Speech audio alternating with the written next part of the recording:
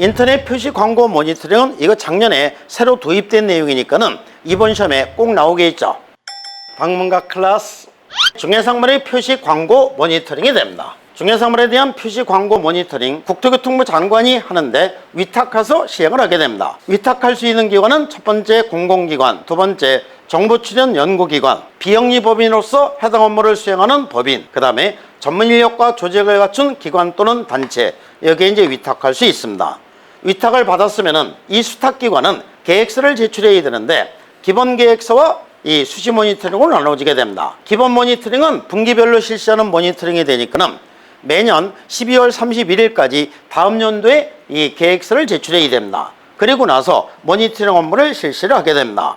그러면 모니터링을 실시했으면 이 결과가 있겠죠. 이 결과 보고서를 국토교통부 장관에게 제출해야 되는데 기본 모니터링은 분기별로 실시하는 거니까 매 분기 종료일로부터 30일 이내에 결과 보고서를 제출해야 되고 수시 모니터링은 모니터링을 완료한 날로부터 15일 이내에 결과 보고서를 제출해야 됩니다. 그러면 국토교통부 장관은 이 결과 보고서에 따라서 시도이사 또는 등록관청에 조치를 요구하게 됩니다. 조치를 요구하면은 시도이사 등록관청은 조치를 완료하고 완료한 날로부터 며칠 10일 이내에 국토교통부 장관에게 통보를 해주도록 규정이 되어 있습니다. 그러니까 여기서 30일이 나오게 되고 그 다음에 15일이 나오게 되고 여기서는 10일이 나오게 되죠.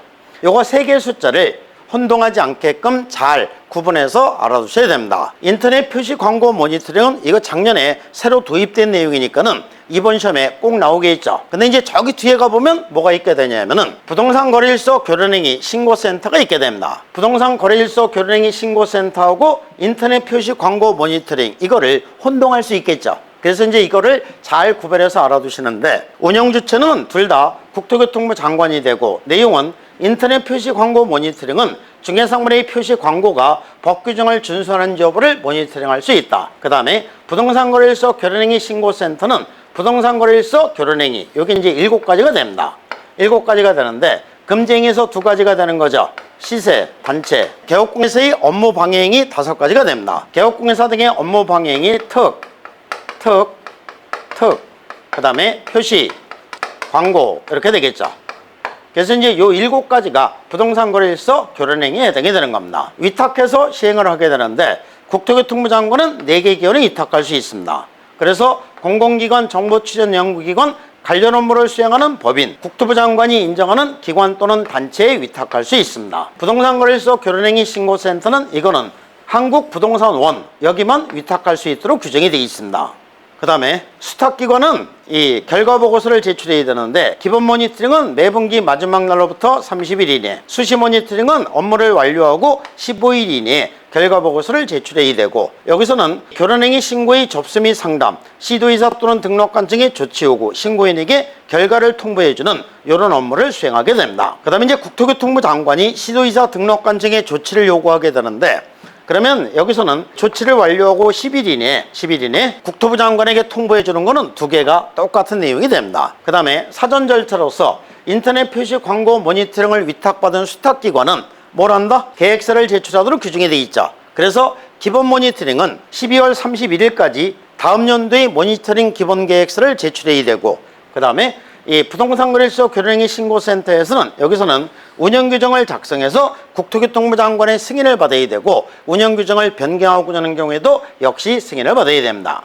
그러니까 요거 2개에서 이제 차이점이 있는 이런 부분들을 잘 구분해서 알아두셔야 되는 겁니다. 그럼 이제 문제를 보겠습니다. 국토부 장관은 인터넷을 이용한 중개상물에 대한 표시 광고가 법 규정을 준수하는지 여부를 모니터링할 수 있다. 모니터링 업무에 관한 기술 중 타당하지 않은 것은 틀린 거를 찾으라는 얘기입니다. 모니터링은 분기별로 실시하는 기본 모니터링과 법 위반이 의심되는 경우 국토부 장관이 필요하다고 실시하는 수시 모니터링으로 구분된다. 맞는 거죠? 기본 모니터링, 수시 모니터링. 모니터링 업무를 위탁받은 기관은 운영규정을 작성해서 국토부 장관의 승인을 받아야 된다.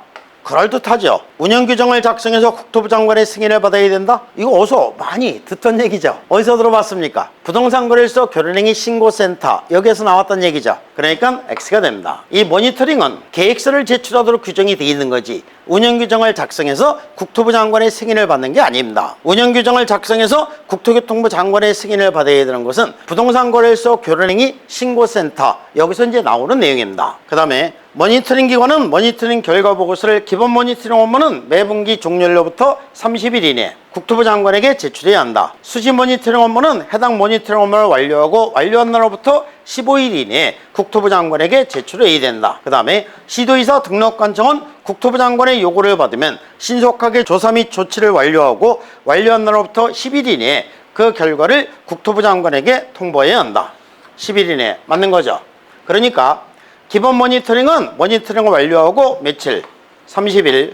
그 다음에 수시 모니터링은 모니터링을 완료하고 15일 이내에 결과 보고서를 제출해야 되고, 그 다음에 시도의사 등록관청은 조치를 완료하고 완료한 날로부터 10일 이내에 국토교통부 장관에게 통보를 해주도록 규정이 되어 있는 겁니다. 그래서 30일, 15일, 10일 이거를 이제 잘 구별해서 알아두시고 운영규정이라는 얘기가 나오면은 X가 되는 겁니다.